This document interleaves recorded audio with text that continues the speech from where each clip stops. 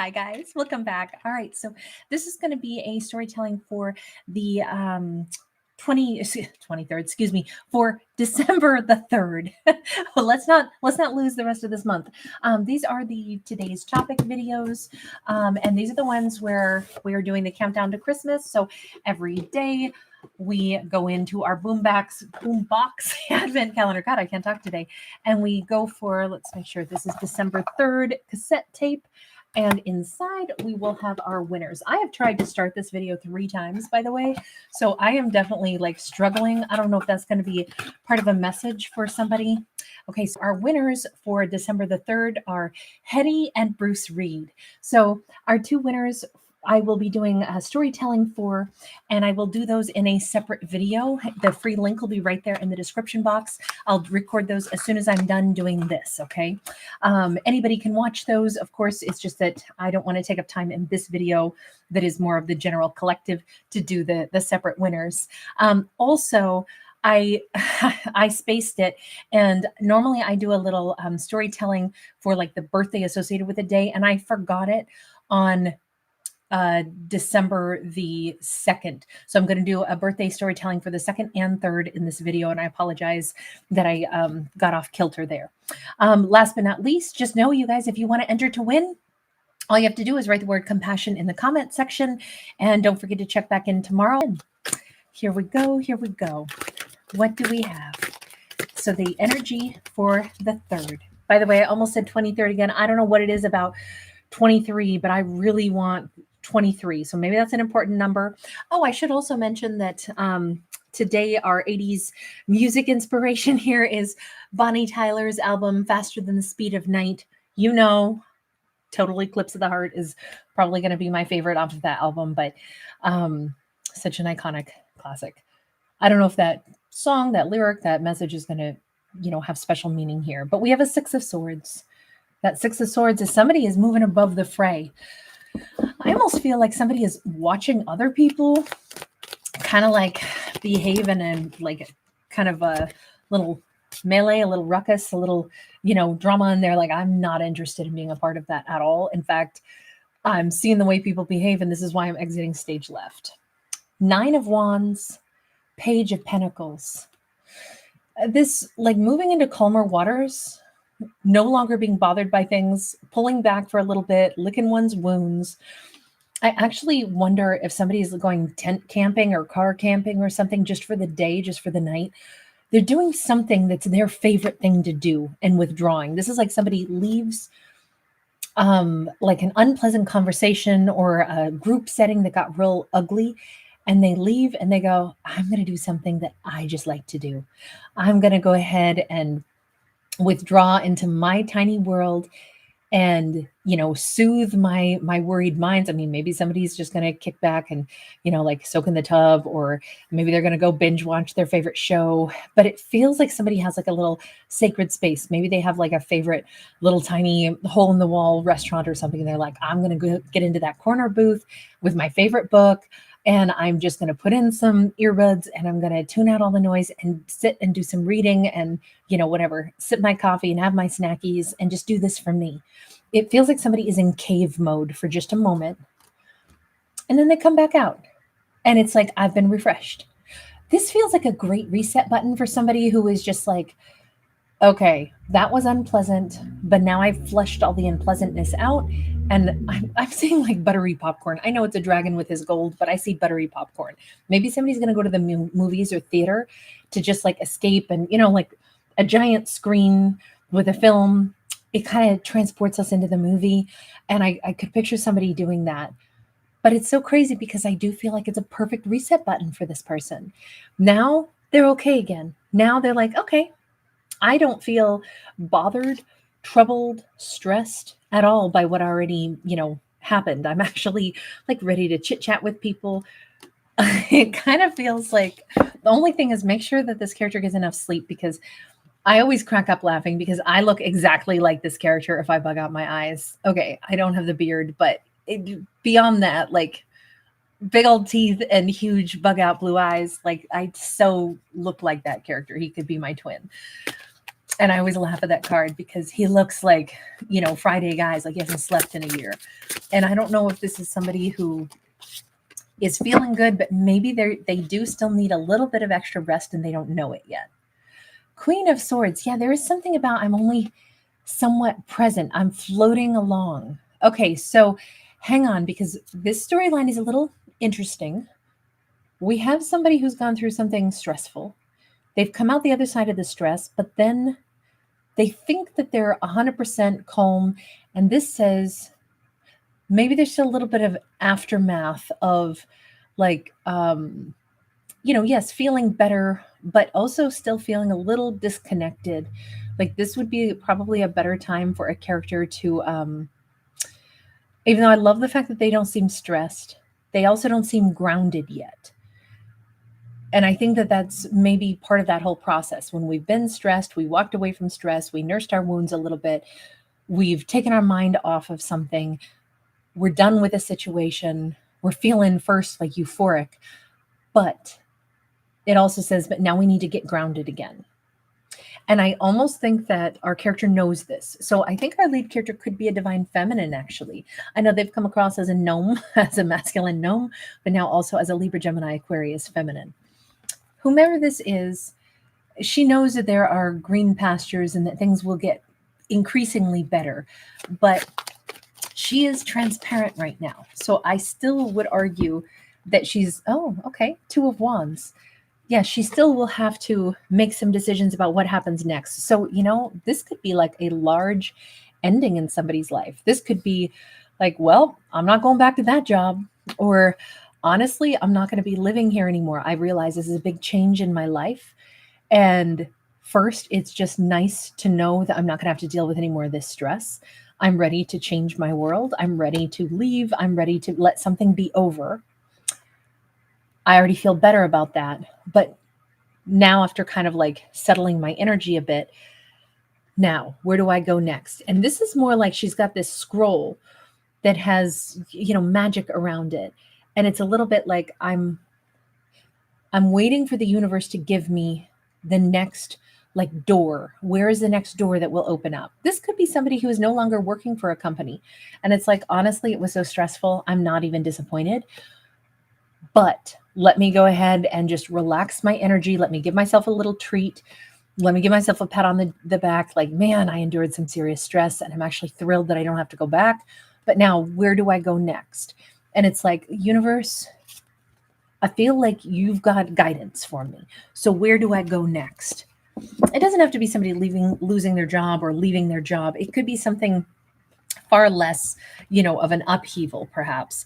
But I will still say this is a super positive storyline, but at the same time, it is change, and change, even good change, comes with, okay, what comes next? And that's really what this story is what comes next. Does our character get an answer from the cosmos? We have the Fool, we have the Ace of Cups.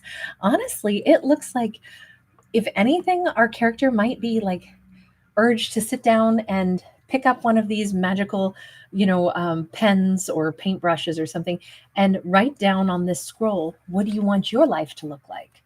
This could be a character who's ready to go ahead and say, oh man, if I could do anything, if there were no boundaries, I would change a whole bunch of stuff. I would do the things that I love.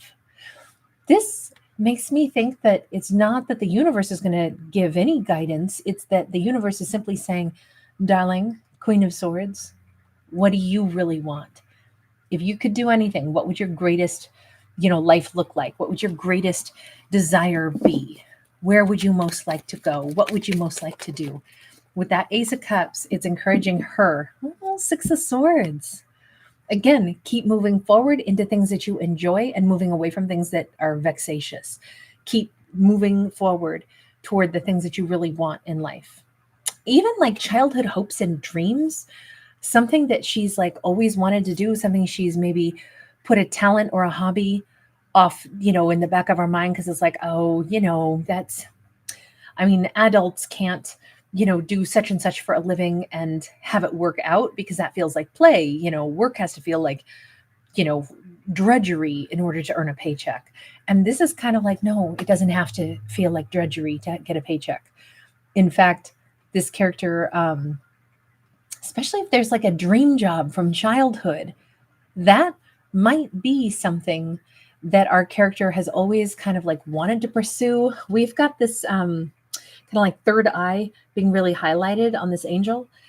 I can't help but think our character knows exactly what door she would like to have open for herself. Is this all about like where her life goes next, or is this about life, love, the whole thing? Five of Cups, it's about wishes that never came true, mostly because it was like, oh, but that's unicorns and rainbows and fairies, none of that stuff is real. And it says, when we stop wishing for any of our dreams, when we stop reaching for our dreams, that's when they become unrealistic, because if you're not gravitating towards something, you certainly aren't going to get it. It's just interesting because there's been like a real hunger or even a loss that she's had while she's been handling like the adulting world and the grown-up world. She kind of let some of her real passions fall by the wayside, to the point where it was like, oh, but those are just, pipe dreams. Those are just, fantasies of what I would like my life to be like. And this storyline says, bring the fantasy back. Start thinking about the best possible outcome. Is this like a particularly special time where all things are possible? We have a Knight of Cups in the reverse. It is a particularly special time where things that she has not permitted herself to go after are the things that she now has time for. So sometimes we let go of our dreams because we don't have time to pursue them. And then once in a while in life, other things happen for us, although sometimes it feels like it happens to us. But sometimes other things in our life happen for us that then opens up doors for us to now pursue the thing that we always wanted to do. It's stuff she hasn't thought about in a long time that she could now start to like reach for. Page of Pentacles, very nice. To see this, with the Page of Pentacles, this is like giving birth to this new little, energy baby, giving birth to this new idea, giving birth to the life she wants to live. That Page of Pentacles, I mean, certainly this card always stresses me out because we see the baby like on a cactus and I always want to go save the baby. But this is actually that same card. It's that Page of Pentacles all over again. The first step toward figuring out how to make our dreams come true begins with, maybe talking it out loud. So we admit to ourselves, this is actually what I would like. Maybe chit-chatting with people. Let's say she has a career path she's always wanted. Maybe she needs to go talk to people that work in that industry. Maybe she needs to go and, start openly telling people this is what I'm, research stuff by going out and being more active. Because, our pages are the messengers, which also means that, to send a message, to get a message, to engage means there's activity, even though it's the first little timid step. But it says, she's got to remember, of course, you got to crawl before you walk, before you run, but everything has to start somewhere. And I just kind of think this is the most hopeful, most beautiful message. This is a really special time because it's the rebirth of her life. Him, her, it doesn't matter what gender we're speaking about, but it is a moment where we're at a rebirth. Now, maybe it's because we're coming to the end of the year of the snake. So we're done. We're ready to shed an old skin. And we're about to go into the year of the horse coming into February. So, this could be a great time to reinvent herself is maybe what this is hinting at. So step by step, it doesn't mean there's overnight instantaneous success, but it does mean, if anything, an old chapter is over. And that old chapter was fraught with, stresses and maybe unsavory characters that she had to deal with. Life's about to get better. I think her energy is going to be better. I think her happiness quota is going to go higher. I think all things are possible. All those forgotten dreams, all those things that she told herself, well, that was silly. I'll never be able to do those things. I think all those things are now possible. Old wishes, dreams, goals, the things that she wanted her life to look like. She now has a brand new landscape where she could actually pursue things that she's always wanted deep down. Look, I am cheering for this character so much. You have no idea right now. I am so happy for her. Do we have one final message? Anything, ancestors, that she should keep in mind? Judgment, sideways. Um, anytime that we are rebuilding our life, it is undeniable that we will have gained knowledge or gained something from the past life that we stood on. So those bones were picked clean. So we only have bones left. And it says not to be frustrated or irritated with any lost time, because it was never lost. It was things that she had to learn. It was things that she's integrated into, like who she is today, where her energy is, why she is a person she is today. Those could have been really valuable lessons. And it says, don't make peace with a past and forget it. Remember, our past is part of the tapestry and even maybe the foundation of where we'll go. So she maybe have old contacts she needs to stay in touch with, not the vexatious ones, but good ones. She may realize that she has like a great scaffolding of skills that she learned in whatever her previous situation was. And that's going to be instrumental for her to build off of. So it says, don't make peace with things and say, well, that was useless. I don't need to remember the past. I can forget it. It says, no, use the past as a baseline to jump off of. You know what? I actually love that. I think that's great. All right. And then let's go ahead and do a little message for a birthday. First off, we have to do one for the second. Sorry to squish this in for the second and for the third, but I didn't put it where I should have, and that's my fault. So I want to course correct as much as I can. So a birthday message for the 2nd of December. We have a Queen of Pentacles, we have a 7 of Pentacles, and we have the Empress upright. This could be a year where we have someone that is absolutely ready to blossom, develop. All of this says massive amounts of growth. All these cards have tons of green on them. We may have somebody's business is going better. We may have a feminine who's building a better relationship. For some reason, I get better relationship with like adult children as well. We have this sense of loyalty. Anything that our character has worked hard for, especially throughout the last year, seems to be coming into full fruition and really blossoming with that Empress's card. We see somebody getting more respect. This could be a divine feminine feeling extremely respected as a mother figure, as a wife figure. It doesn't have to be a feminine, but also possibly as a business owner. There's just a tremendous amount of growth and respect coming in this next year, which is well-deserved. All right. And then finally, let's get to a birthday message here for the 3rd. In this next year, for someone who's the 3rd, we have Queen of Pentacles, we have 9 of Swords, we have 4 of Wands, and we have Queen of Wands. Somebody is totally changing their persona. We have a feminine going from somebody who's a giver to sometimes almost like worrying, am I over giving? Am I hoping for too much stability? And it's like, no, the stability that she wants, the stability she's been offering is being reciprocated right back to her. She's getting everything she has wanted. Queen of Wands is our most self-possessed, our most able to say, this is what I want, this is how I want it. First, I put in the time, I put in the effort, I give, I hope that I've made myself clear as to what I'd like to give and receive. And sure enough, that message is firmly delivered. This could be a love story, a marriage that's about to get a lot better. It feels like great communication, great expression, and obviously like there's generosity and sharing here in addition to great communication. That feels like a relationship is going to blossom like crazy over the course of this year and could lead to a very happy marriage. All right, you guys, thanks again for being here. Thanks for giving it a thumbs up. And don't forget to write the word compassion, and that enters you for tomorrow's drawing. All right, bye, guys. Take care.